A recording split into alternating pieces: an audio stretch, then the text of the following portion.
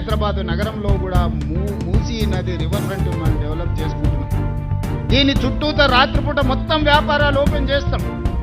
పొద్దుటిపూట పని చేసుకోవడమే కాదు, రాత్రిపూట పనిచేయడానికి కూడా మూసీ నది ఒడ్డున రెండు వైపులా రాత్రి మొత్తం వ్యాపారాలు జరిగేటట్టు హోటళ్ళు, వ్యాపారాలు, కూరగాయలు, పంటలు, టాక్సీ అన్ని చేసి మొత్తం లైట్లు పెట్టి బ్రహ్మాండంగా పెట్టి నిరుద్యోగ యువకులకు ఉద్యోగ ఉపాధి అవకాశాలు కల్పించి శాంతి భద్రతలను పటిష్టంగా అమలు చేసి పొద్దుపూట కష్టం చేసుకున్న వాళ్ళు సాయంత్రం పోతే కూరగాయలు కొనుక్కోవాలనుకున్నా, బట్టలు కొనుక్కోవాలనుకున్నా, పిల్లల్ని తీసుకెళ్లి ఇంత హోటల్లో మనం ఇంత మంచి భోజనం పెట్టించి మొత్తం అట్లా నగరాన్ని చూపించి రావాలనుకున్నా ఈ రోజు మొత్తం ఇదంతా అభివృద్ధి చేయాలనుకుంటున్నాం.